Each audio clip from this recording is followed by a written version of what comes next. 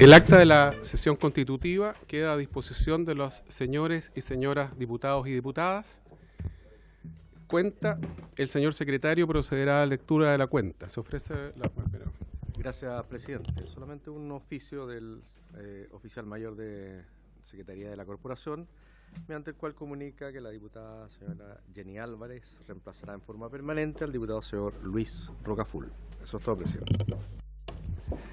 Se ofrece la palabra sobre la cuenta a los parlamentarios integrantes de la comisión.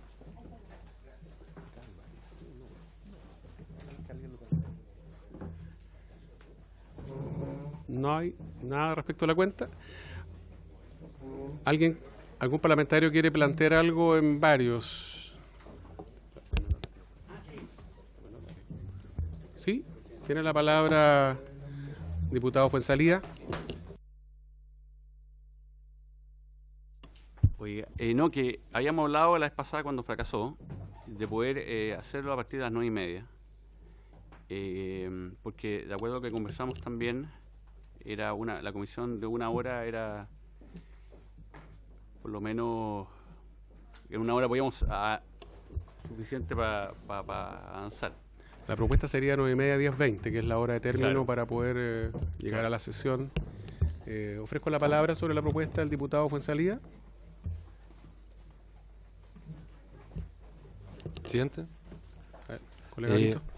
muy de acuerdo. Igual creo que es interesante como para poder conocer cuáles serían como las acciones que podemos proponer como comisión para las próximas sesiones. Creo que por lo menos de mi parte igual hay un poco de confusión de cómo podemos proseguir para realmente poder generar un aporte a las instituciones con las cuales estamos trabajando. En consecuencia, me interesaría que junto con fijar el horario de funcionamiento pudiésemos también fijar o conversar cuáles serían los invitados que vamos a tener, el enfoque que le vamos a dar al trabajo de la comisión. Eso es, presidente. Colega Brito, respecto de los invitados, en la primera sesión se pidió se plantearan propuestas de invitaciones, no ha llegado ninguna hasta esta fecha. Hemos decidido invitar al Ministerio de Defensa Nacional. La semana pasada asistió el ministro y el subsecretario, esta vez asiste el subsecretario y viene también el ministro ya. Y vamos a invitar también a los comandantes en jefe de las Fuerzas Armadas para que expongan respecto de esto, colega Brito, el director general de Movilización Nacional también, para que exponga respecto de esto.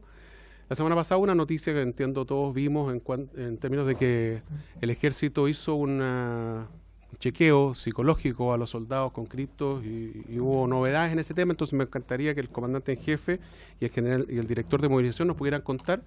Y también sería ideal que pudiéramos hablar con organizaciones, ONG, ciudadanos que hayan hecho denuncias, tengan propuestas o peticiones en este punto, porque yo creo que la comisión, junto con investigar los hechos ocurridos, ¿cierto?, tal como lo planteamos en una comisión investigadora anterior, poder hacer propuestas concretas y que de esta comisión salga algo positivo, además de la investigación que se ha planteado. Entonces, reitero que todos los parlamentarios integrantes de la comisión pueden hacer propuestas de invitados y estamos a la espera de esa propuesta. No hay un plazo de término de propuestas de invitaciones porque no ha llegado ninguna y por lo tanto tenemos tiempo suficiente para invitar. Sí creo y espero que estén de acuerdo que debemos escuchar a los comandantes en jefe y al director de Movilización Nacional, sobre todo, como les digo, con las novedades que ha habido las semanas anteriores. Respecto de la modificación del horario de funcionamiento, 9:30 a 10:20, ¿hay acuerdo? ¿Alguien se opone? ¿No? ¿Habría acuerdo entonces? 9:30 a 10:20, los días miércoles en esta misma sala. Corresponde recibir en esta sesión, y le reitero las disculpas al ministro y al subsecretario por lo que pasó la semana pasada, pero fue un tema de coordinación. Y lo recibimos hoy día de nuevo, le doy las gracias por asistir las 2 semanas seguidas. Y recibimos entonces al ministro de Defensa Nacional, don Alberto Espina Otero, al subsecretario para las Fuerzas Armadas, don Juan Francisco Gali Basili, a fin de que se refieran a las materias objeto de esta investigación. Acompaña también al subsecretario para las Fuerzas Armadas, el jefe de gabinete, don Juan Eduardo Vega, presente acá también en la mesa. Le ofrezco la palabra al señor Ministro de Defensa Nacional. Muchas gracias, señor presidente.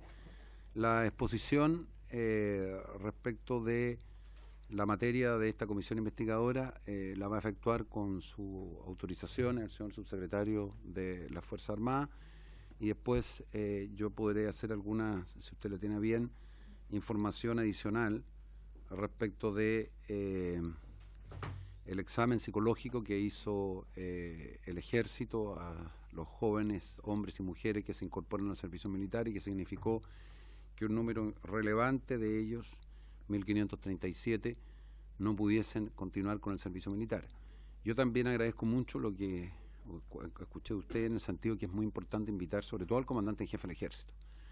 Yo creo que cuando se conozca por esta comisión qué es lo que hace el Ejército, qué hace el Ejército de Chile por los jóvenes que hacen el servicio militar, van a quedar muy sorprendidos en términos de el cambio que experimentan estos jóvenes a través del servicio militar. Y como las exigencias hoy día son mayores, producto de lo que ha ocurrido, van a haber 1.537 jóvenes que realmente no van a tener la oportunidad de hacer el servicio militar. Las razones por las cuales esto se hace, obviamente, es porque portan armas, y lo que significaba para ellos el hecho de haber hecho el servicio militar era una circunstancia relevante, pero voy a entrar en detalles en el momento oportuno. Muchas gracias, su señoría. Gracias, señor Ministro. Tiene la palabra el subsecretario para las Fuerzas Armadas, Juan Francisco Gali. Presidente, de acuerdo con el objeto de esta comisión, pero también con el ánimo que usted mismo señaló al constituirse la comisión, hicimos una presentación que es bastante más global que el problema concreto de el servicio militar en materia de suicidio y posibles, digamos, problemas que tenía el servicio militar. Hicimos una presentación muy global, trajimos la mayor cantidad de datos, hicimos un trabajo de mucha recolección de datos, de tal manera que la comisión tuviera a la vista la mayor cantidad de datos respecto del servicio militar. Entonces, en primer lugar, presidente, lo primero que hicimos, y algo que hizo el Ministerio de Defensa y hace la DGMN a través de redes sociales, a través de estudios de opinión, es ver cuál es la percepción pública del servicio militar. Y algo que es muy relevante, porque lo hicimos respecto de las motivaciones para escoger la carrera militar y cuál la motivación para hacer el servicio militar. Y si ustedes se fijan en ese gráfico, lo que muestra es que el 50% ya tiene, solo haría el servicio militar, es decir, tiene un interés por participar de este tipo de actividad militar, sin embargo no seguiría la carrera militar. Y fíjense en las motivaciones, que son bastante menos utilitarias que lo que uno esperaría, ¿ah? Es amor a la patria, es vocación personal, es cariño a Chile, y es que se le permite servir a los demás. Esas son las motivaciones que están detrás de la carrera militar y también y especialmente del servicio militar. La siguiente. También se hacen estudios respecto de cuál es la percepción de los beneficios que le deja el servicio militar, y fíjense ahí también: mejora en la preparación personal, refuerzo en los valores y en el amor a la patria. Después, ya más bajo, una percepción más bien negativa, que perdió el tiempo, y también que obtuvo algún oficio laboral que le permitió mayores ingresos. Ahora vamos, esto es simplemente para tener una idea global de qué es lo que hay detrás, cuál es la motivación que hay detrás de aquellas personas que hacen el servicio militar o que se incorporan en la carrera militar. Ahora vamos a ver cómo funciona cómo funciona el servicio militar. En primer lugar, la siguiente, cómo se conforma. Ahí están, simplemente a modo muy grueso, la planta de el Ejército, la Armada y la Fuerza Aérea. Está compuesta por oficiales, suboficiales y clases, y además de los empleados civiles, que obviamente no forman parte, y la tropa profesional. Recuerden que el año 2008, lo vamos a ver más adelante, se modificó la ley para establecer un escalafón distinto que es la tropa profesional y además una base, no solo hay planta y tropa, sino que también hay una base de conscriptos. Fíjense los números gruesos, los puse en números gruesos porque las dotaciones, como ustedes bien lo saben, son secretas, pero hay números gruesos de cuánto es tropa profesional y ahí están los números de los conscriptos al mes de abril de este año.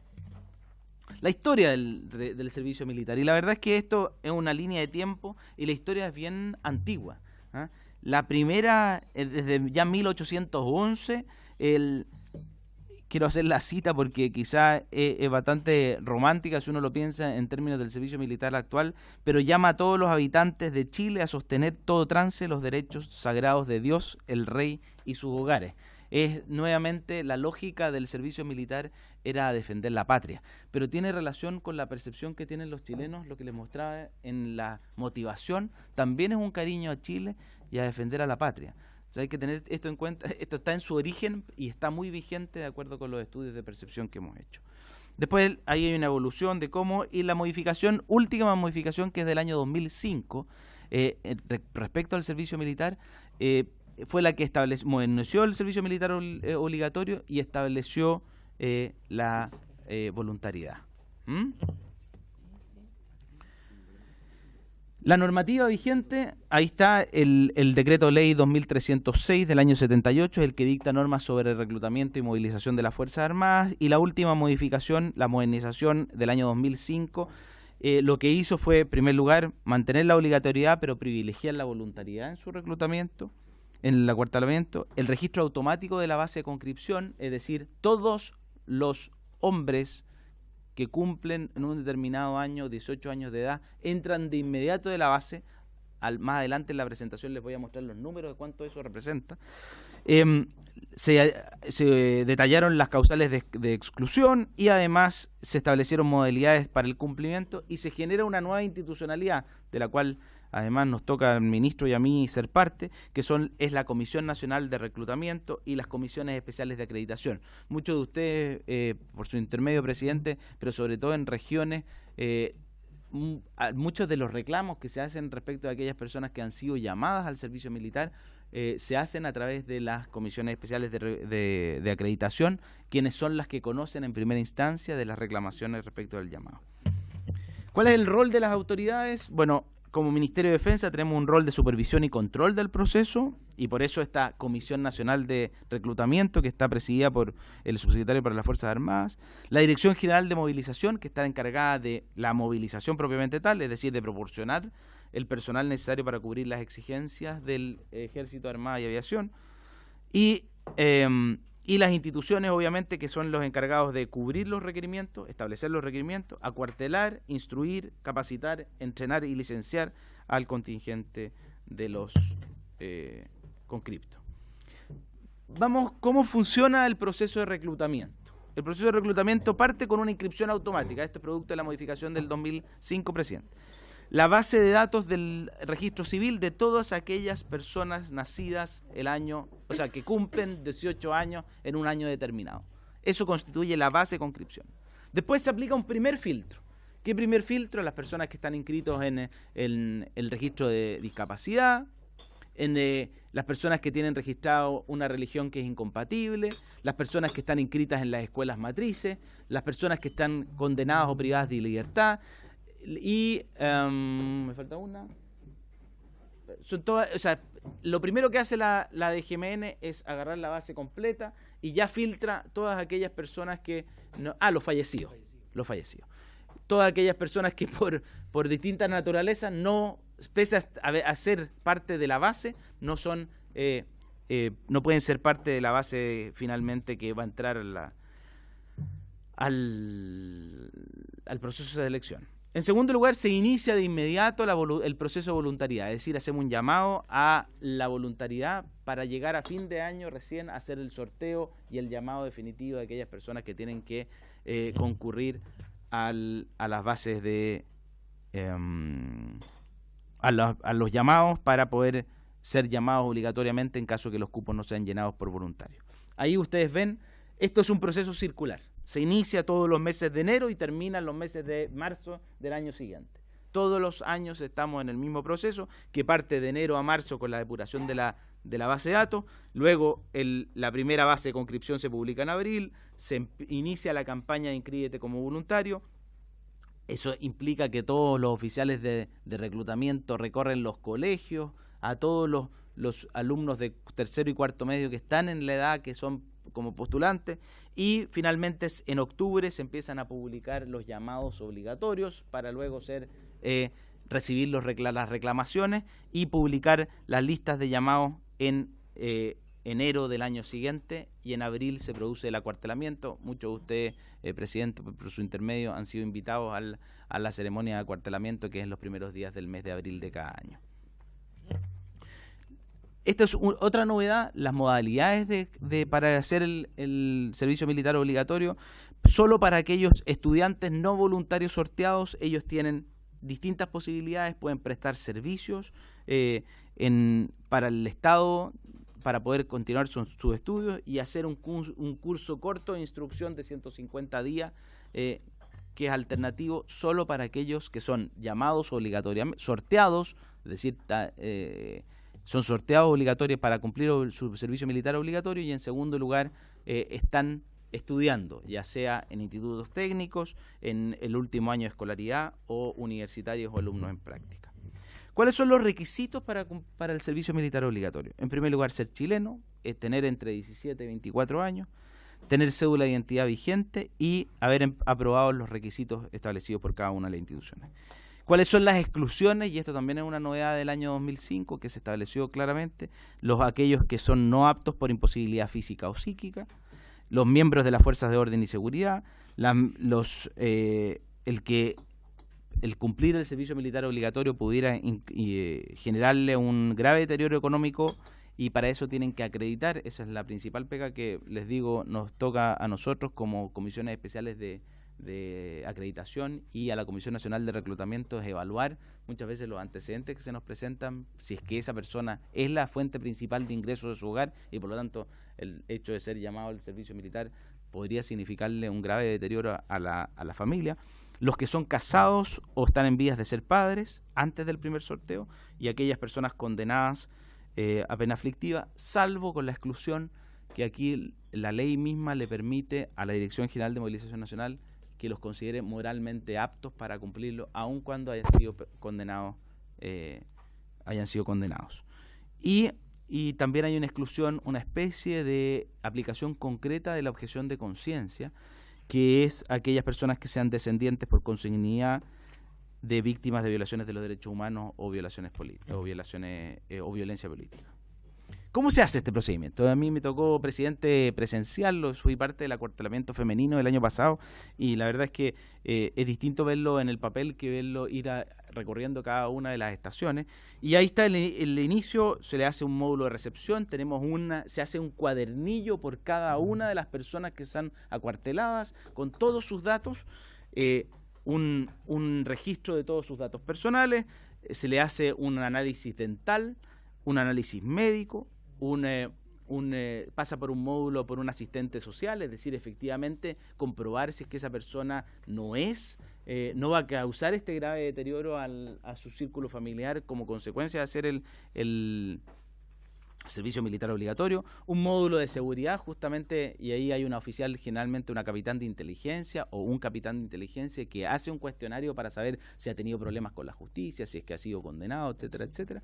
Y por último, producto de todo este proceso de ingreso en la unidad base de movilización, terminamos con un listado de acuartelados. Vamos a lo más específico, que creo que es relevante además por el objeto de esta comisión, presidente. ¿Qué tipo de test psicológicos se le hacían hasta el año pasado, bueno, más bien hasta este año, a todos aquellas personas acuarteladas? Y ahí ustedes pueden ver que el ejército hacía un test, pero era un test que se llama de Einsenk, que podía perfilar, era un cuestionario, la verdad, era un papel que permitía perfilar a las personas de acuerdo a que si tenían un alto riesgo psicológico y conductual, que si tenían francos factores e indicadores de riesgo, moderado riesgo y bajo riesgo. la Armada y la Fuerza Aérea hacen exámenes bastante más precisos, pero esto tiene que ver más bien con un tema de costo y de factibilidad. Piensen que, como vimos antes, el número de conscriptos en el ejército, el volumen de personas es completamente distinto al de la Armada y el de la Fuerza Aérea. Recuerden que la Armada son infantes de Marina esencialmente, y en la Fuerza Aérea son el personal de infantes que también hacen guardia, custodia o seguridad de bases. Lo que les explicaba, esas son las categorías en que este análisis que se hacía hasta el año pasado en el ejército era las distintas categorías de riesgo psicológico. ¿Cuáles fueron los resultados, presidente, en los últimos? Ahí ustedes pueden ver la columna amarilla del total.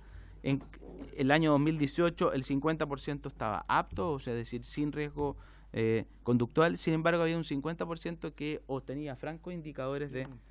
Muchas gracias. Eso es lo que estaban aptos, pero ya un 50% de ellos tenían algún o franco indicadores de riesgo, un riesgo moderado, o claramente tenían alto riesgo de un riesgo conductual.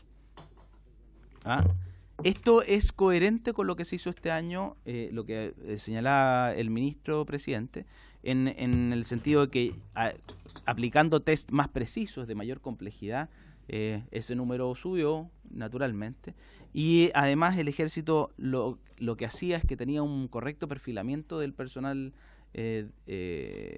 acuartelado, de tal manera de tomar las medidas por parte del oficial que estuviera a cargo de la conscripción. ¿Qué es lo que señalaba el ministro? A partir del año 2019 se hizo dos test distintos que tienen mayor complejidad, que son estos dos, y que dieron como resultado efectivamente la siguiente, lo que señaló el ministro: 1.537 personas resultaron no recomendables para hacer el servicio militar, y por lo tanto durante este mes van a ser licenciados. Es decir, no van a poder cumplir su servicio militar, pero van a quedar como con su situación militar al día, porque al igual que, me imagino, como muchos de los miembros de esta comisión, presidente, les debe haber tocado también presentarse a la base de conscripción en su momento, cuando tuvieron 18 años y o fueron excluidos o cumplieron su servicio militar de manera alternativa. Vamos ahora en lo más específico, suicidios. Presidente, aquí quisimos, para tener una correcta apreciación, hacer un análisis un poquito más amplio. El suicidio es la segunda causa de muerte en Chile, y además hoy se producen 10,2 muertes por suicidio por cada 100.000 habitantes. Esa es la tasa. Esto es información del Ministerio de Salud, y la tasa de suicidios es mayor en hombres que en mujeres, y eso sí, es más baja entre 15 y 19 años, es 6,8 muertes por suicidio por cada 100.000 jóvenes. Y por cada suicidio la tasa, esto es información quizás más blanda, pero por cada suicidio se estima que hay entre 10 y 20 intentos de suicidio por cada persona que termina concretando el acto. Con el Ministerio de Salud, a raíz de lo que había ocurrido, nos reunimos, ya tenemos una mesa de trabajo, se los voy a mostrar más adelante, pero el Ministerio de Salud tiene un programa nacional de prevención del suicidio, y lo está aplicando hoy día en establecimientos educacionales, y la idea nuestra es poder suscribir un convenio con salud y poder adaptar ese programa nacional a la realidad de del régimen militar, y de esa manera quizás poder hacer un programa adaptado para las Fuerzas Armadas. Ahí ustedes ven estadísticas, y la verdad es que tenemos pocos eventos, lo que pasa es que son muy graves y muy conocidos, pero han habido pocos eventos de suicidio en los últimos 5 años en las Fuerzas Armadas. 4 jóvenes en el caso del Ejército y 111 intentos de suicidio que hemos registrado, y en la Armada solo 1 en el año 2015 y en la FACH 2. La tercera parte, presidente, es simplemente datos del proceso de acuartelamiento. Es para que ustedes pudieran hacerse una imagen global de cómo se hace. En primer lugar, nosotros todos los años, ustedes me imagino lo habrán visto, hacemos una campaña publicitaria que lo que pretende es convocar a la mayor cantidad de personas que se inscriban voluntariamente al servicio militar. Ese objetivo se ha cumplido casi todos los años y cuando hay mayor necesidad, solo el saldo se llena con conscripción obligatoria, pero el objetivo de esta campaña, que va desde marzo a septiembre, es ojalá poder tener todas las necesidades de las Fuerzas Armadas cubiertas con personal que voluntariamente se inscribe en el servicio militar. Ahí ustedes ven la base de conscripción. Fíjense, esto es simple demografía, presidente.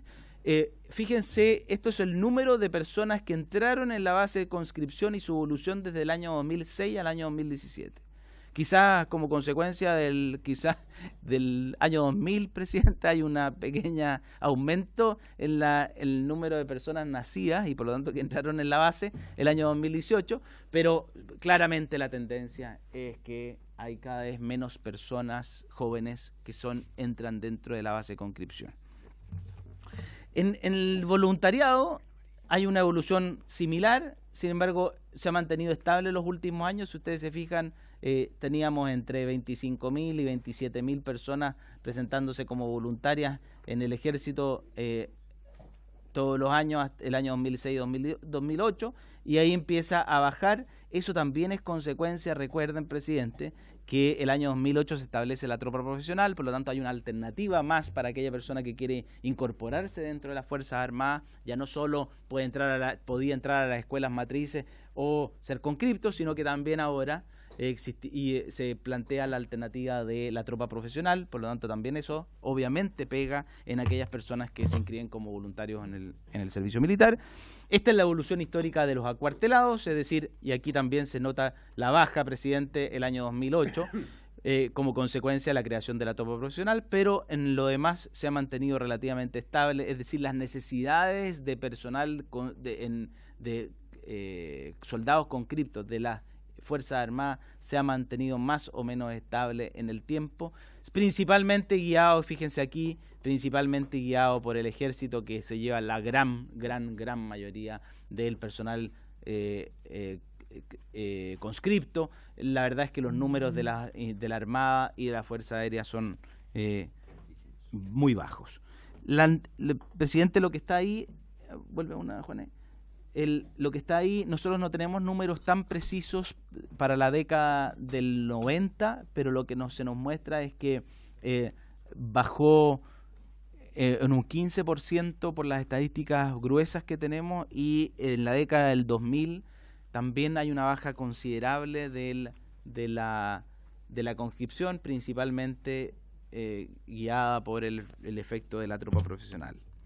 Después, presidente, esto es simplemente para que ustedes vean el proceso de acuartelamiento, qué significa. Del total de convocados en la base, hay más o menos la mitad, alrededor de 70.000, hemos llegado hasta 50 y tantos mil, pero alrededor entre 50 y 70.000 personas son convocadas, es decir, sorteadas para ser llamadas al servicio militar, de las cuales finalmente se presentan la mitad. Y fíjense aquí, estos son los que se presentan a la base. No es que sean convocados al acuartelamiento. Estas personas que simplemente van a hacer el trámite al cantón de reclutamiento. Ahí ya tenemos una pérdida. Hay un montón de personas que ni siquiera se presentan, ni siquiera leen el diario, supieron que habían salido sorteados como base de la conscripción. De los presentados, los acuartelados es la columna amarilla. Es decir, lo que ustedes están viendo ahí, del total de presentados, uno convoca a un determinado número. Acuérdense que muchos de estos son voluntarios y no forzosamente acuartelados, pero sí lo que se da es un fenómeno que de aquellas personas que son sorteadas y que concurren al cantón se transforman de sorteados a voluntarios, es decir, cuando concurren al cantón se les explica cuáles son las condiciones del servicio militar, cuáles son los beneficios, y se les convence y se inscriben como voluntarios al servicio militar. aquí está el número de presentaciones y es solo para que ustedes vean que la verdad el número de reclamaciones es bajísimo. Del total de convocados, que son 56.000, vamos al año 2018, 81.000 convocados, se presentaron 27.000 personas, se presentaron de esas 27.000 apenas 11.000 reclamaciones, de las cuales 1.200 fueron rechazadas y 9.000 aceptadas. Es decir, la gran mayoría, poca gente reclama, pero de los que reclaman, la gran mayoría se cumplen con las causales de exclusión y por lo tanto son aceptadas sus reclamaciones. Un dato, presidente, que es relevante, el número de mujeres voluntarias, y ahí está también el número de mujeres que se presentan voluntariamente y cuántas de ellas son acuarteladas. Esto ha ido subiendo en el tiempo y obviamente es relevante como parte de la conscripción, porque recuerde que la conscripción voluntaria, presidente, la conscripción obligatoria es solo de hombres. Y es decir, todas las mujeres que se acuartelan son mujeres que se presentan voluntariamente al servicio militar.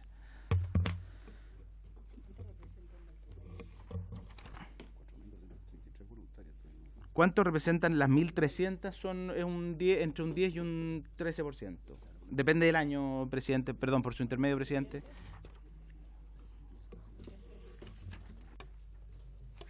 Diputada Carvajal, tiene la palabra. Gracias, presidente. Por su intermedio, consultarle al subsecretario, ya que está en el punto, yo entiendo que había un límite para efectivamente aceptar mujeres que se hayan presentado voluntariamente y que eso ha ido en aumento. Entonces, no sé si hoy día qué capacidad tienen para llenar los cupos si es que excedieran aquellos que tienen disponibles. ¿Cuántos son y qué porcentaje de aumento ha habido? Como dato nomás. Perfecto. Subsecretario, tiene la palabra.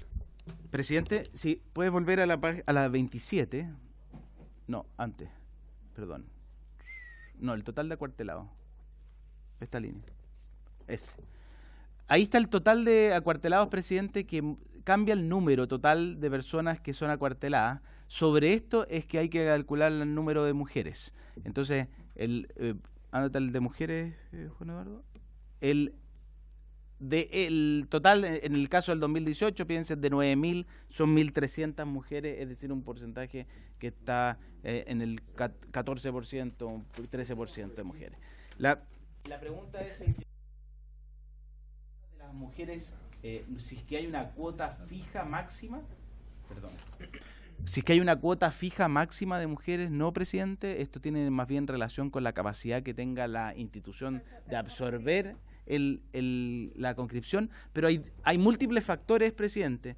En primer lugar, fíjese que teníamos mucho más personas que se presentaban como voluntarias. Es decir, si usted mira el porcentaje de personas acuarteladas respecto del total de voluntarias, hoy día el porcentaje es muchísimo mayor, pero quizás no tanto porque ha crecido el número de mujeres voluntarias, sino que porque ha disminuido también el número de voluntarias que se presentan. Entonces es difícil decir, porque si yo le muestro la proporción, presidente, por su intermedio, la diputada Carvajal, esta proporción es mayor a la que hemos tenido históricamente. Pero tampoco quiero dar información que pueda ser interpretada incorrectamente, porque la proporción no dice relación necesariamente con el número total de mujeres, porque hemos tenido más mujeres dentro de las acuarteladas. Fíjese que el año 2016 tuvimos 1.700, el año 2017 tuvimos 1.800 y el año 2018 tuvimos 1.400. Es decir, en número absoluto hemos bajado, pero en proporción del total de mujeres voluntarias, yo creo que esta es la proporción más alta que hemos tenido en la historia, la del año 2018. Por lo tanto, yo creo que lo relevante es el número relativo, es decir, como porcentaje tenemos un alto número. ¿Por qué? Porque como consecuencia del proceso de selección, de análisis y como consecuencia de que le estamos poniendo estándares más altos al personal que puede ser acuartelado, necesariamente el filtro se afina y si es que tenemos menos personas presentadas como voluntarias, necesariamente el número de personas finalmente acuarteladas va a bajar. ¿Sería posible que nos envíe, subsecretario, la cifra de mujeres voluntarias que se presentan,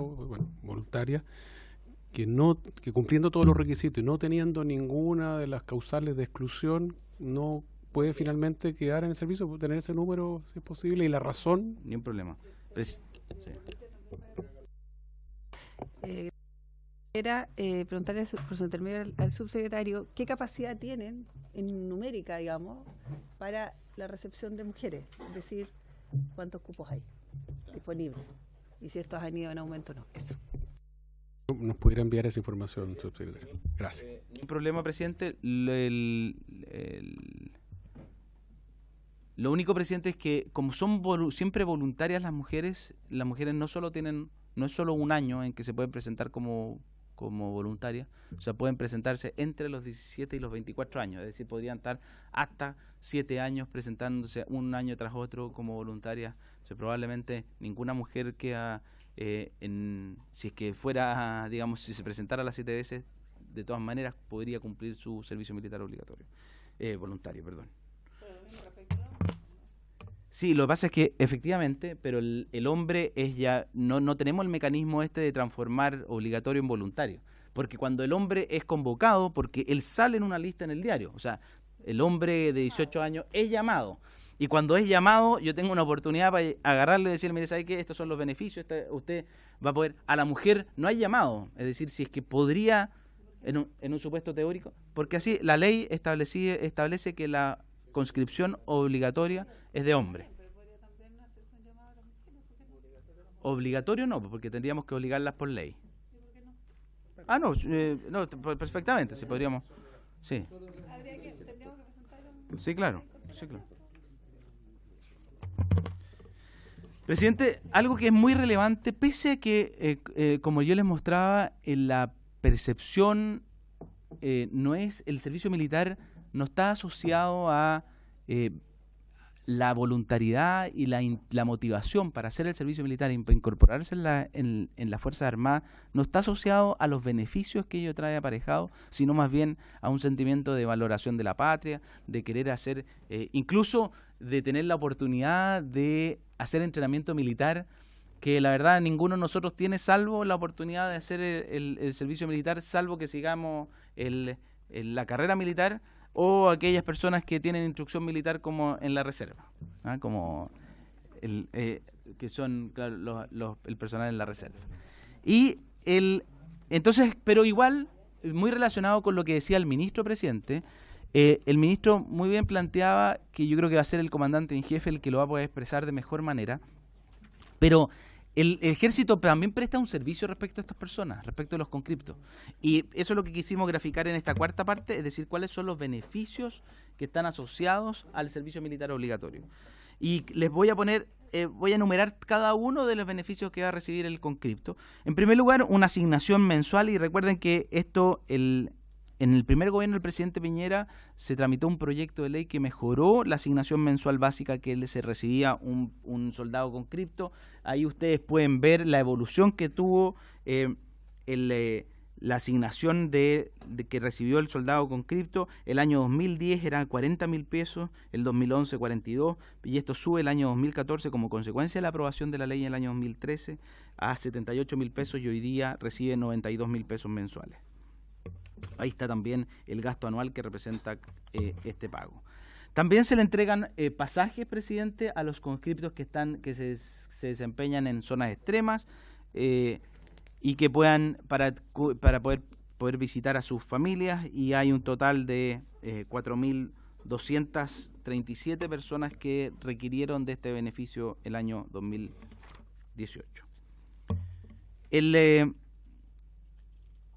También hay un beneficio asociado al subsidio habitacional. Hay 20 puntos adicionales en la evaluación de la postulación del subsidio habitacional para aquellas personas que hayan cumplido su servicio militar. Ahí ustedes pueden ver el porcentaje de personas que representan del total de beneficiados de cada año, cuántos de ellos fueron conscriptos. Hay un convenio también para capacitar a los licenciados del servicio militar que pertenezcan al 60% de las familias más vulnerables. ¿Los 20 puntos? El beneficio del subsidio nacional que se le entrega a las personas que están realizando el servicio, pero eso perdura en el tiempo si la persona ya efectuó el servicio y vuelve a postular. ¿Permanece ese beneficio en el tiempo?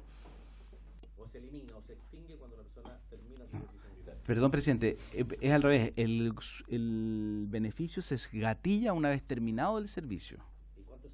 Si eso no tengo la información precisa de si es que se extingue en el tiempo, eventualmente este beneficio de los 20 puntos adicionales. Yo entiendo que él lo puede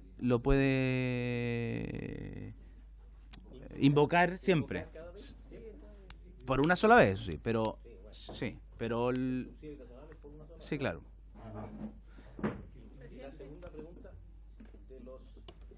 92.000 pesos que actualmente reciben como beneficio, es como un subsidio, porque no es una dieta, ni una asignación mensual. De esa asignación, ¿se le hacen descuentos a los conscriptos por concepto de mejora, por ejemplo, de rancho, o alguna mejora de vestuario, o cualquier mejora que no esté cubierta, o eso es absolutamente integral para ellos?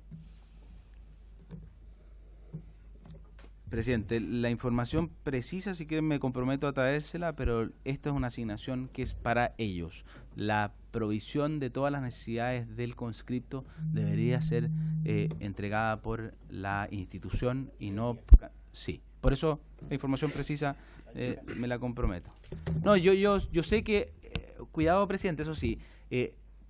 no institucionalmente, por ejemplo, si es que hay algunas personas que dentro del regimiento, como hemos tenido casos, que han habido denuncias de personal de la propia institución que le cobra al soldado conscripto por ejemplo, determinados utensilios o lo que sea, eso es más bien una relación informal, pero no hay descuento de la asignación mensual por parte de la institución. Eso es distinto. Agregamos a las consultas que quedan pendientes de informar cuánto dura la posibilidad de tener este mejor puntaje para el subsidio, y esta otra consulta, colega Carvajal.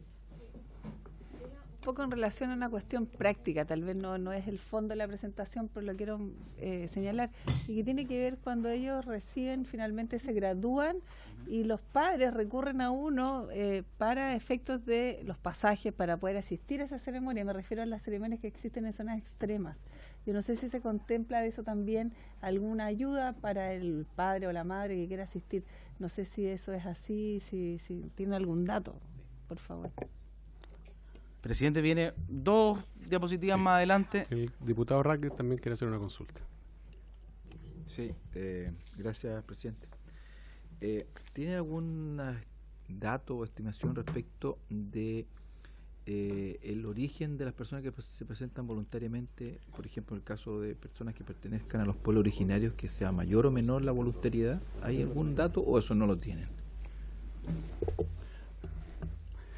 Tiene la palabra, subsecretario. Presidente, no lo tengo en la presentación, tengo solo el número por género, así que me puedo comprometer a tener, ojalá, la base más desagregada. No sé si lo tenemos, si lo hacemos, porque por lo menos lo que me acuerdo del proceso de acuartelamiento en el boletín que se le hace a cada persona, no sé si se le hacen personas preguntas en ese sentido. Pero lo puedo chequear, presidente, y además bueno, ahí se los voy a mostrar, pero lo que estamos haciendo es tratar de digitalizar este boletín de tal manera de tener una base de datos muchísimo más manejable, digamos, que nos permitiría incorporar campos en el boletín. Colega Carvajal. El diputado Gutiérrez tiene la palabra. Es larga la presentación. Por eso estamos...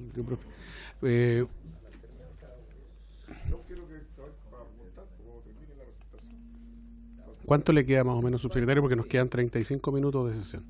No, presidente, máximo 15 minutos. Yo lo puedo hacer en 15 minutos lo que me queda. Correcto.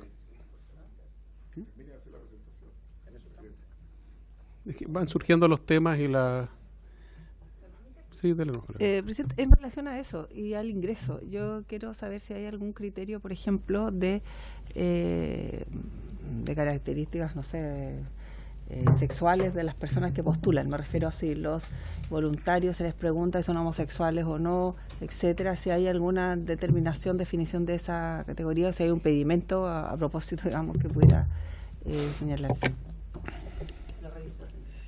No la hay, presidente, eso sí se lo puedo afirmar. Es más, yo participé en el proceso de acuartelamiento, como les contaba, en una base, y me tocó justamente el proceso de acuartelamiento del personal femenino.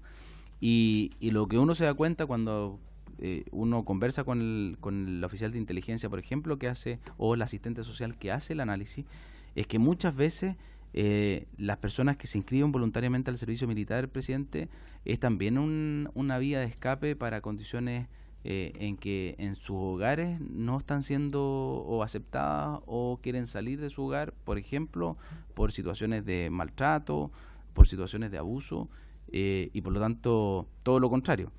Y eso tiene mucha relación con lo que planteaba el ministro originalmente. Muchas veces aquí hay un proceso que es subterráneo, presidente, no tiene que ver con la conscripción militar o con la reserva del personal militar, sino que por el contrario es una oportunidad de movilidad social, de cambio, de experimentar cosas nuevas, de oportunidades. Efectivamente, esto tiene que ver con ampliar la base de oportunidades para aquellas personas que quizás no están viendo oportunidades en el lugar donde hoy día se encuentran. Y yo lo presencié, por lo menos esa fue la impresión que me llevé en el proceso de acuartelamiento de este año, presidente, cuando uno ve personas que se inscriben voluntariamente al servicio militar y que están viendo aquí una oportunidad de un cambio de su proyecto de vida o poder lograr o ser valorados en lo que hacen de manera distinta a lo que lo están presenciando en sus hogares. Gracias, subsecretario. Avancemos en la presentación.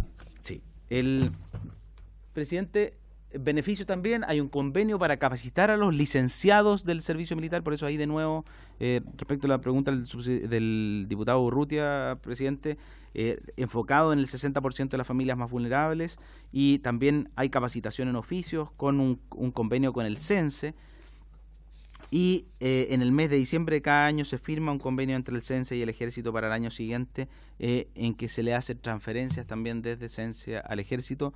Después les vamos a contar que estamos avanzando justamente en esta materia. Aquí el quinto beneficio es la entrega de pasajes para familiares de los soldados de escasos recursos que puedan viajar al juramento de la bandera el día 9 de julio. Muchos soldados van a hacer su juramento de la bandera y vienen a Santiago o a distintos lugares, y sobre todo aquellas personas que están destinados o cumpliendo su servicio militar en zonas extremas son beneficiados con estos pasajes, la familia.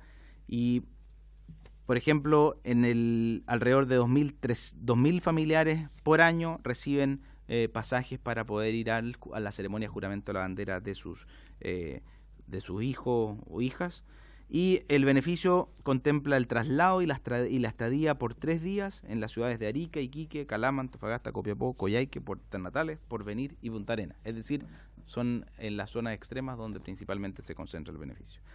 Además reciben atención médica y dental y asistencial gratuita durante su permanencia en el servicio militar. Esto es bastante relevante, presidente. Muchas personas reciben atención dental, por ejemplo, y que tienen patologías no tan graves, pero que pueden recibir atención en los centros médicos militares y en los hospitales institucionales. Y además a las tres personas que mejor se desempeñan se le otorga la medalla 18 de septiembre por su correcto desempeño.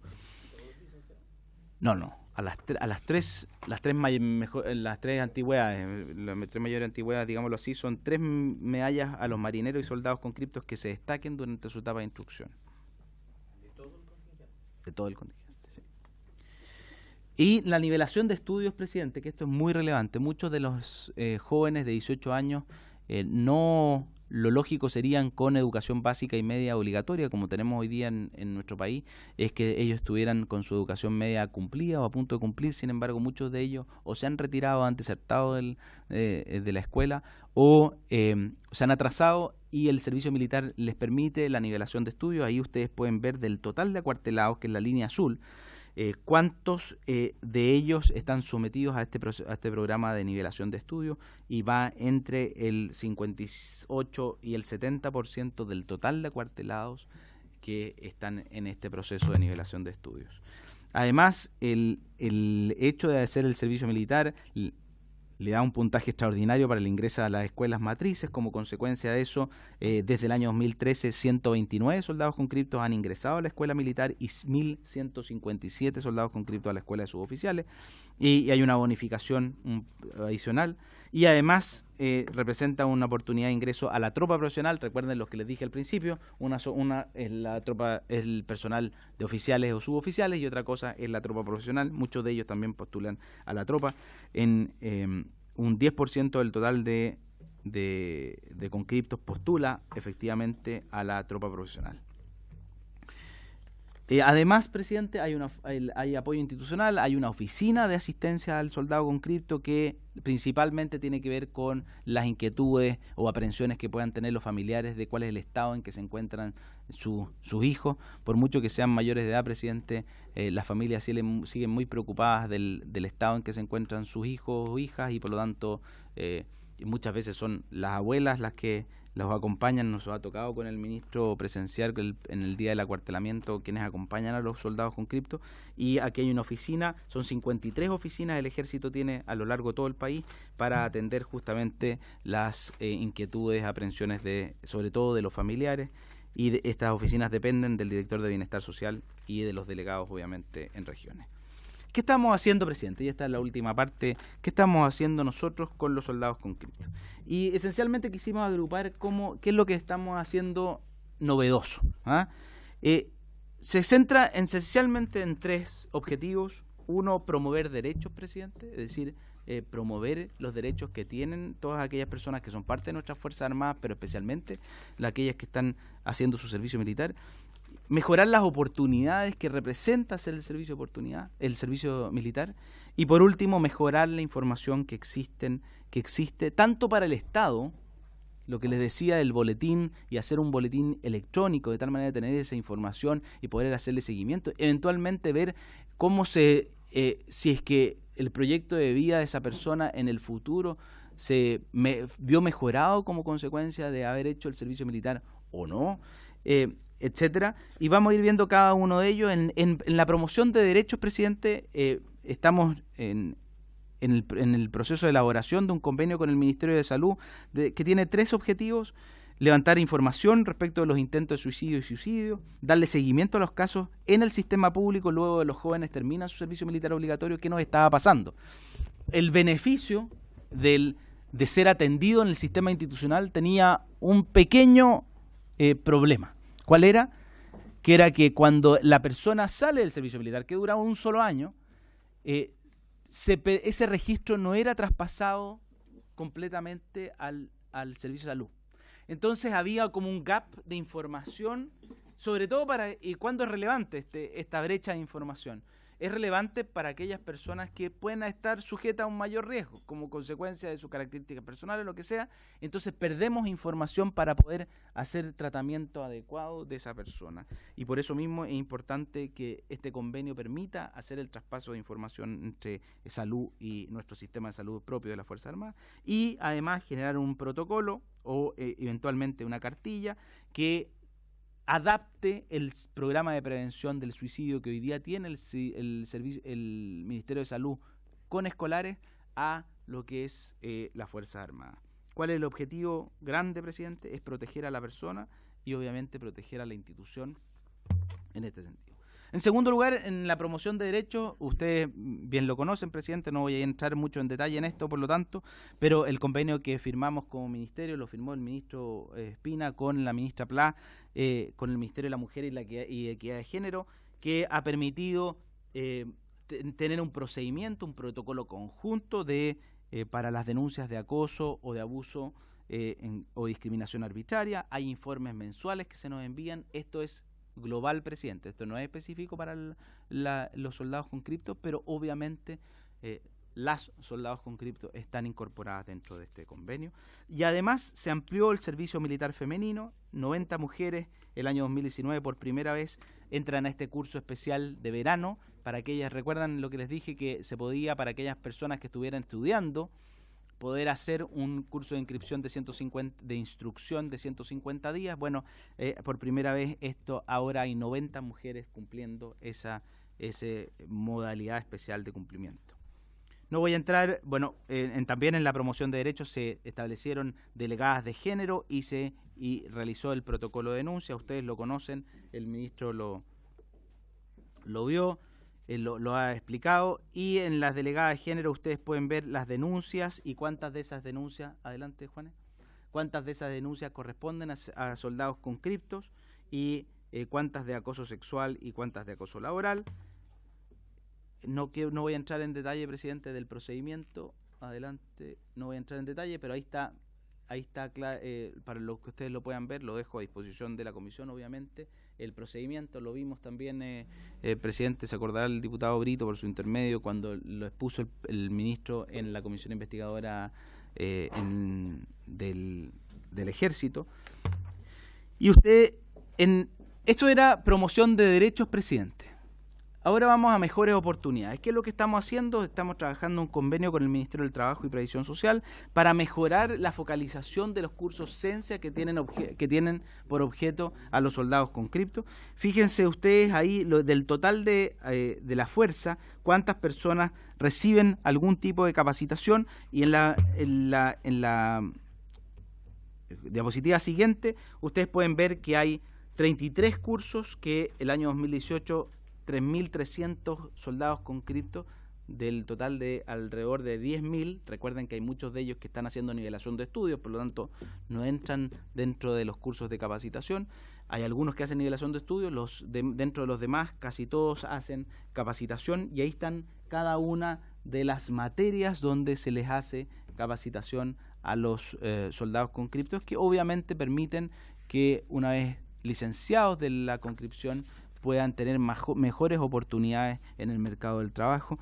Y esperamos durante el presente año suscribir un convenio, presidente, con el CENSE y el Ministerio del Trabajo y la Confederación de la Producción y el Comercio para mejorar la focalización de la capacitación que se le da a los soldados conscriptos. Además, estamos también estudiando el perfeccionamiento de las medidas de incentivo para el ingreso a la escuela militar y a la escuela de suboficiales en el Ejército. Esto es relevante, presidente, porque quiero volver a lo primero.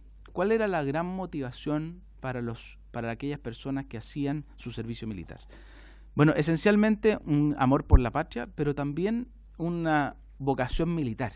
Y muchos de ellos ven en el servicio militar una puerta de entrada a una futura carrera militar, ya sea como oficial o suboficial, y esencialmente en el Ejército. Y por lo mismo, lo que estamos viendo es cuántas personas fueron aceptadas en la escuela militar y cuántas en la escuela de suboficiales, y si es que se pueden perfeccionar los incentivos que existen para los soldados conscriptos para que tengan un sistema de ingreso a la escuela militar y a la escuela de suboficiales. Y por último, algo que es muy relevante, presidente, y que no se puede perder de vista. ¿Cuál es la relación entre el soldado de tropa, la conscripción y la carrera? Algo que estamos viendo en el proyecto de carrera militar también, en el proyecto de modernización de la carrera, porque el objeto de la creación de la tropa profesional era que la base, que generalmente es más exigente en materia de equipo humano, fuera más amplia. ¿Cómo era la base originalmente de las Fuerzas Armadas, especialmente en el Ejército? Bueno, esencialmente los clases y los conscriptos. Bueno, ahora, a partir del año 2018, tenemos 3 elementos en la base. Una base que siguen siendo los clases, que sigue en su carrera dentro del cuadro permanente. La tropa profesional, que es podríamos denominarla una carrera corta, de máximo 5 años, regla general 4, extendible a 5, y una base de conscripción. Entonces, ahora hay 3 alternativas y obviamente eso permite también un modelamiento correcto de la base. Y además, por lo tanto, hay que ver bien si el diseño es correcto para aquella persona que hace su servicio militar y que eventualmente puede tener opciones para continuar su carrera, ya sea como soldado de tropa, que es la regla general, como suboficial o miembro del cuadro permanente, y eventualmente como ingresando a la escuela militar. Y lo que estamos estudiando, que está escrito ahí, es cómo modificar los requisitos del soldado de tropa, del acceso del soldado de tropa profesional, de tal manera de generar quizá una especie de carrera entre la conscripción y el soldado de tropa. Y ahí ustedes pueden ver estadísticas de cuántos de las personas que ingresaron como soldado de tropa profesional son aquellas personas que habían hecho el servicio militar. Por último, presidente, en materia de mejorar la información, lo que estamos haciendo es algo que ya les había anticipado.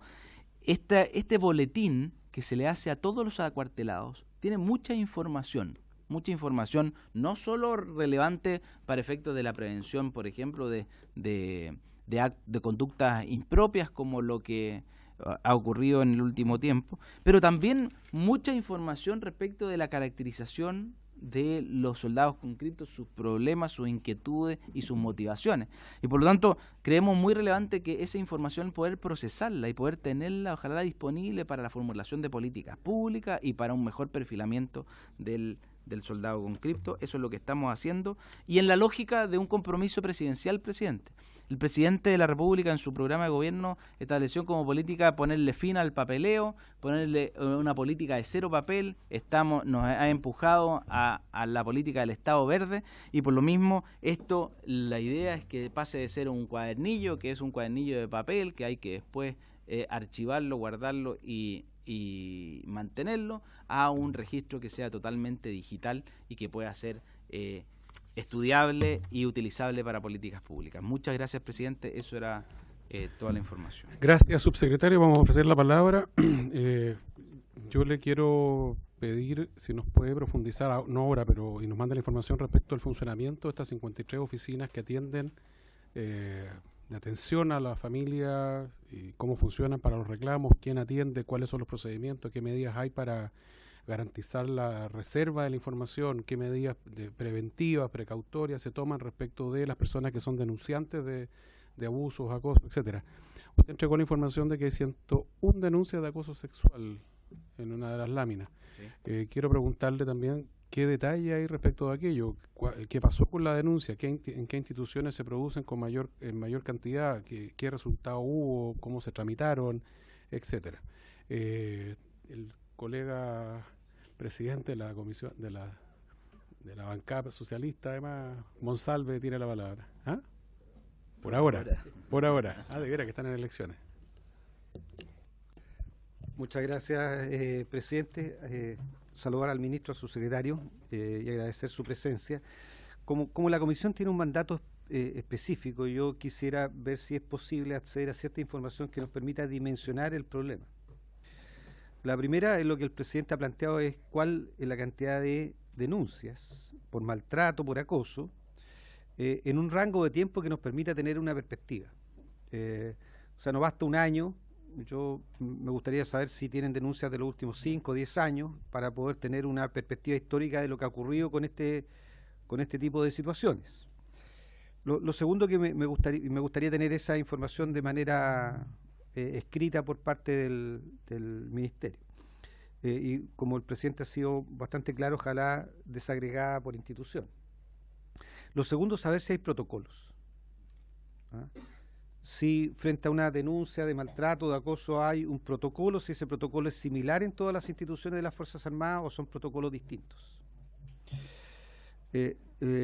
Lo tercero que me gustaría saber es un poco de eficacia, saber de las denuncias cuántas se les ha aplicado el protocolo, si efectivamente si hay 100 denuncias, por ejemplo, en las 100 se ha aplicado el protocolo, en 50, saber respecto a la aplicación del protocolo en torno a la denuncia. Y cuarto, saber qué ha pasado con las denuncias finalmente. ¿Ah? Si es que esas denuncias han terminado en un procedimiento administrativo, si han sido descartadas por falta de antecedentes, si se ha iniciado un proceso administrativo, y si se ha iniciado un proceso administrativo, se han aplicado sanciones, en qué porcentaje se han aplicado sanciones y qué sanciones se han aplicado. Por lo tanto, yo pediría que esa información, que es lo que permite finalmente dimensionar el problema que estamos enfrentando, pudiera hacer llegar a la comisión con la mayor detalle posible y en el periodo de tiempo más amplio que el ministerio pueda, con el objeto de tener una perspectiva del problema que enfrentamos. Muchas gracias, presidente. Gracias, colega. Yo le voy a pedir a la secretaría de la comisión, además, que estas mismas consultas se las traspasemos al comandante jefe del Ejército y al general director de movilización para que vengan preparados para informarnos de esto mismo, porque creo que son las mismas consultas que le vamos a hacer a ellos, de manera que ojalá traigan la información cuando vengan la próxima semana. Colega Gutiérrez, después colega Brito.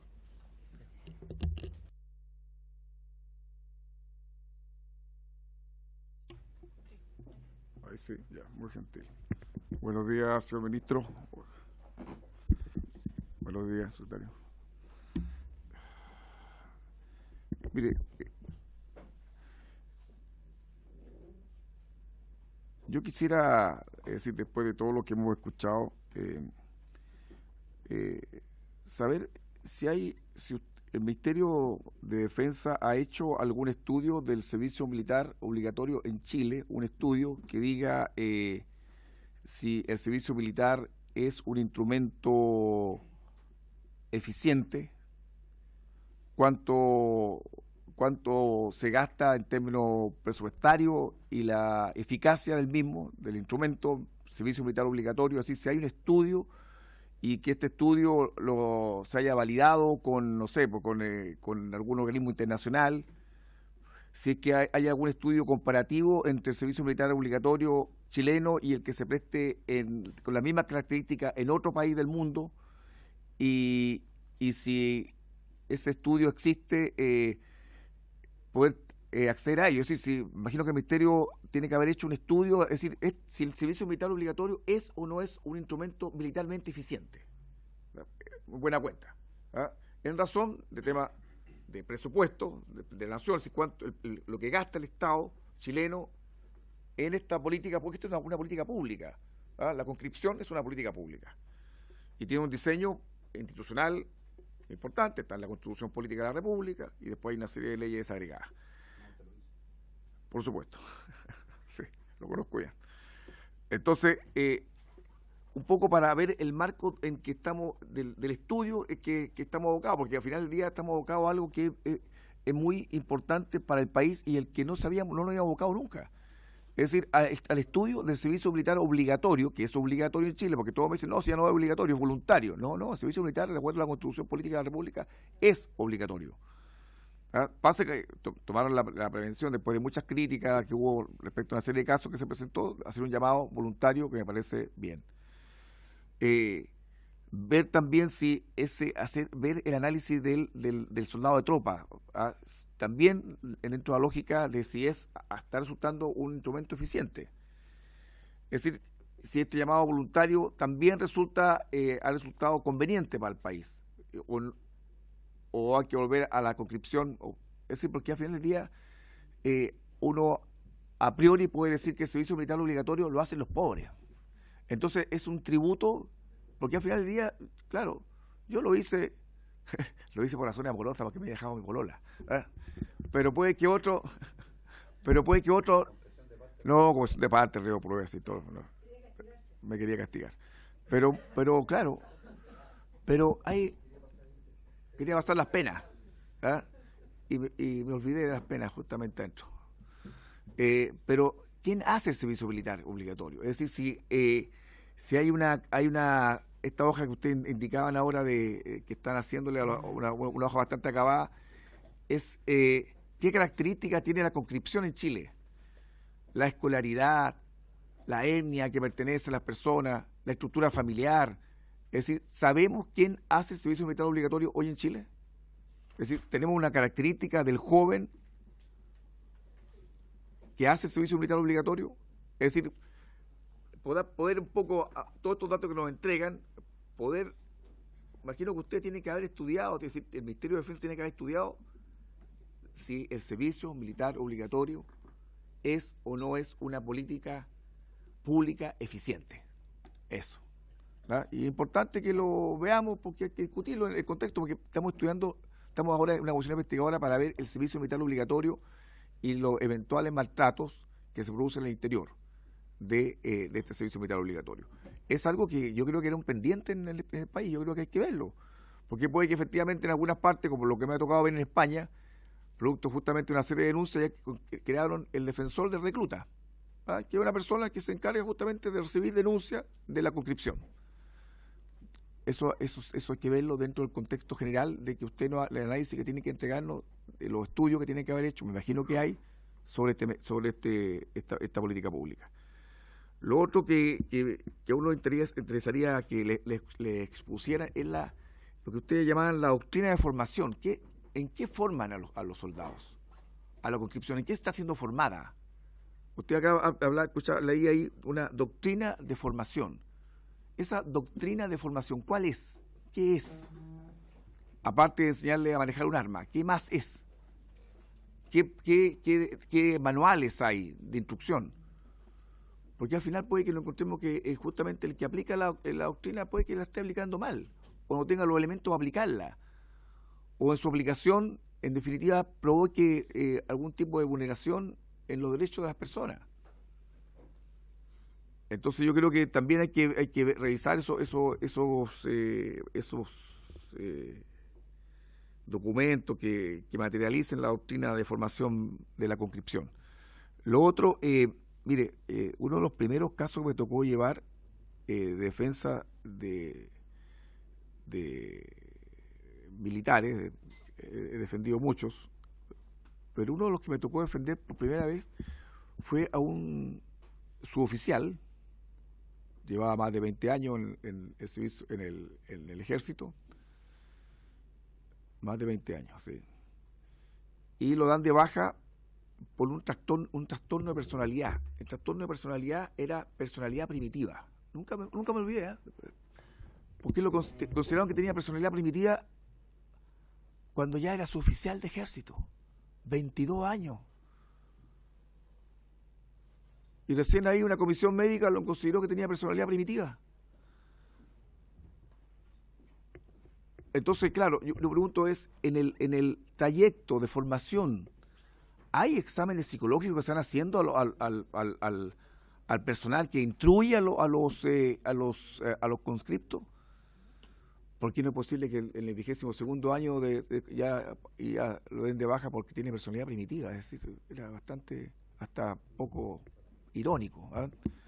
Entonces yo creo que también es necesario saber si estas evaluaciones psicológicas no solamente están en el ingreso, sino también se mantienen en el tiempo, no solo del conscripto, sino también de aquel que enseña al conscripto. Porque puede que ahí también nos encontremos con algunos problemas, es decir, que alguien imagine que tiene personalidad primitiva y que está enseñándole a los conscriptos, puede ser también el que está educando, el educador puede tener sus problemas también. Y eso también es importante saberlo al momento de evaluar esta política pública que nos convoca hoy, presidente. Gracias. Gracias, colega Gutiérrez. Solicito a la comisión la autorización para extender 5 minutos, solo hasta las 10:25, para que alcancen a hacer las consultas los colegas Brito, Urrutia, que ya están inscritos, el colega Carter. No importa, lo vamos a invitar al Ministerio a una nueva sesión para, después de escuchar al comandante jefe del Ejército, al general director de movilización y a lo mejor algunas... Sí. Pero me autorizan a ampliar 5 minutos. Colega Brito tiene la palabra. Gracias, presidente, y le agradezco que seamos bastante estrictos con el horario porque después no se entiende cuando llegamos a la sala tarde y se construyen hartas críticas al respecto. Y tengo algunas consultas. La primera es si es que el Ministerio de Defensa considera o no que existe una contradicción entre aspirar a tener fuerzas armadas profesionales y tener un servicio militar obligatorio. Si uno ve la experiencia comparada, Japón, Italia, España, Alemania, Australia, Canadá, Estados Unidos, y también en nuestro barrio, Uruguay, Ecuador, Argentina, han pasado a tener un servicio militar completamente voluntario, no solamente de facto, sino que también en la legislación. Lo segundo es que creo yo de que, de acuerdo al reglamento de medicina preventiva de las Fuerzas Armadas, que los exámenes de ingreso, los exámenes psicológicos y que establecen diagnóstico de salud mental son bastante estrictos en las escuelas matrices. Sin conocer el detalle del examen que se realizan a los conscriptos, tengo el temor de que los problemas de salud mental que se hayan identificado ahora no hayan venido desde el origen, sino que se pudiesen incluso haber originado en el transcurso, en el paso dentro de la propia institución. En consecuencia, les quisiera consultar si es que es parte de una política del Ministerio o no un monitoreo permanente, porque yo, sabiendo y escuchando a personas que han entrado a la escuela matriz o que han sido rechazadas en su postulación, me da la impresión de que es bastante estricto las herramientas que actualmente utilizan las Fuerzas Armadas para poder seleccionar a sus postulantes. Y lo tercero es que también me gustaría conocer en el trabajo de esta comisión, si es posible también ilustrarnos de las condiciones y los problemas materiales que tienen en su cotidianidad los conscriptos. El año pasado fue noticia conscriptos de Arica con sarna. Creo que eran 40 o 50 conscriptos que se les ha encontrado sarna cumpliendo el servicio militar.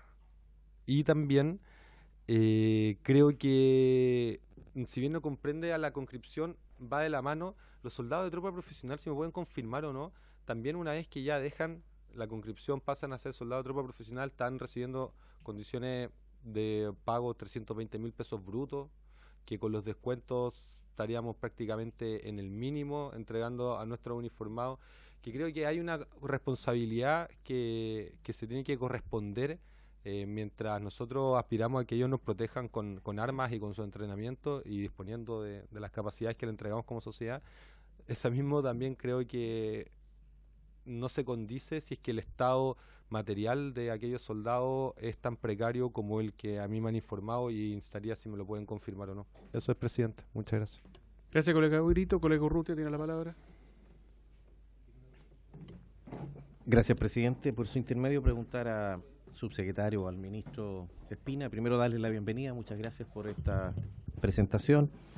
A mí también una de las cosas que me preocupa es la precariedad de los soldados profesionales. El subsecretario lo ha manifestado una carrera corta. Yo creo que más bien que es un servicio militar extendido, en que una persona entre los 18 y los 23 años se entrega a la patria a prestar servicios, se entrena y tiene que pagar altos costos. Uno de los temas que a mí me preocupa, por ejemplo, esa persona si después quiere acceder a la educación superior, no solo a la universidad, sino a los centros de formación técnica, a los institutos profesionales, y si existe, por ejemplo, alguna facilidad para la exhibición de la PSU. Una persona que salió a los 18 años, 17 años del colegio, dio la PSU, después tuvo 5 años acuartelado, o 2, o los que le haya tocado, y posteriormente tiene que volver a partir de cero, a prepararse para dar una PSU o para tratar de ingresar a una institución de educación superior. Si existe allí alguna preocupación por parte del Ministerio de Defensa de darle alguna facilidad o conversación con el Ministerio de Educación con el objeto de una exhibición del trámite de la PSU, de entrar como, una vez que ya obtuvieron su licencia o su valer militar, puedan entrar de una forma preferencial, dado que cumplieron un servicio a la patria prolongado. Y el segundo tema, comparto la preocupación que dice el diputado Brito de la baja remuneración que reciben. O sea, no se puede llamar una carrera corta porque están dentro de un ingreso inferior al mínimo incluso. Lo segundo es los aspectos previsionales. Son 5 años de servicio a la patria. ¿Qué pasa con la parte previsional de esos soldados a futuro? Porque ahí hay, entre comillas, un daño previsional importante. Al inicio de la carrera, y que sabemos que por el sistema de capitalización individual, eso les genera un impacto fuerte en el futuro.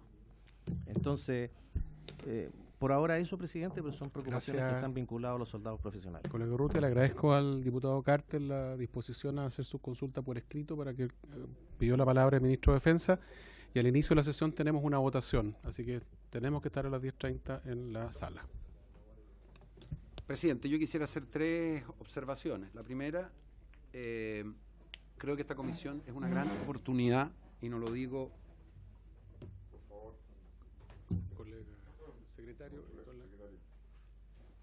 Es que me estaba dirigiendo a lo que usted había preguntado. Es la primera oportunidad, es una gran oportunidad para que realmente se haga un estudio a fondo sobre el servicio militar, y a nosotros nos parece excelente.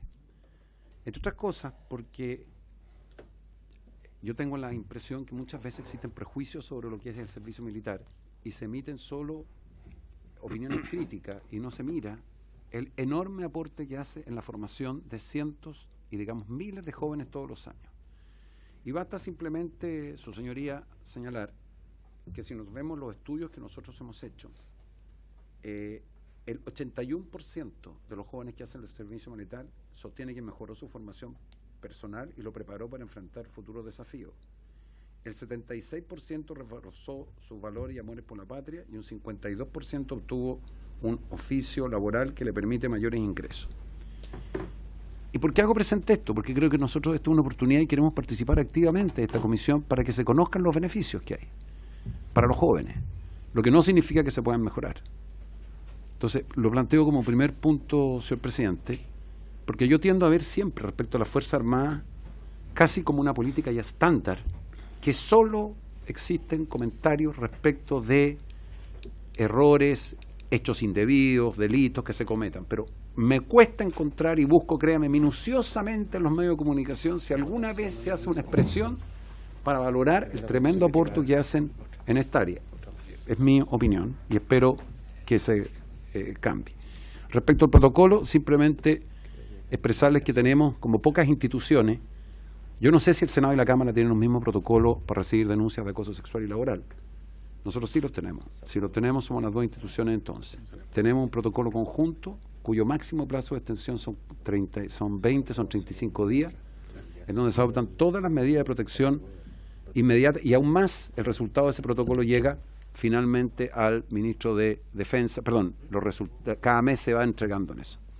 Entonces yo simplemente quiero decirles que le vamos a contestar cada una de las consultas que ustedes tienen, nos parece que han sido todas muy pertinentes y obviamente muchas de ellas, como dijo su señoría, van a ser respondidas por el comandante en jefe, a quien se las vamos a transmitir para que la conozcan en detalle.